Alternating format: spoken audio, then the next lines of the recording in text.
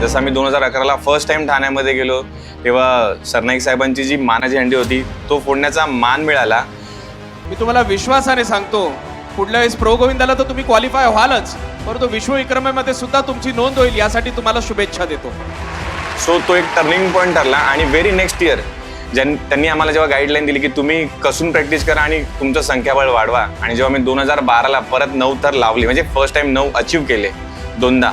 जेव्हा आम्ही संस्कृती प्रदर्शनाला जेव्हा ते 9 थर लावले त्या वर्षी आम्हाला लिम्का बुक ऑफ रेकॉर्ड्स हा किताब आमच्या नावावरती नोंदवण्यात आला. सो ती एक गोष्ट आम्हाला कधी वाटलं नव्हतं की आम्हाला 9 थर गाठायचे होते, बट त्याबरोबर आम्हाला त्या जोडीला अजून एक अवॉर्ड मिळेल, म्हणजे एखादी अजून एक नोंद आमची घेतली जाईल, दखल घेतली जाईल. सो आम्ही ती गोष्ट कधीच विसरू नाही शकत की आमच्या मंडळाचं नाव लिम्का बुक ऑफ रेकॉर्ड्समध्ये नोंदवलं आहे.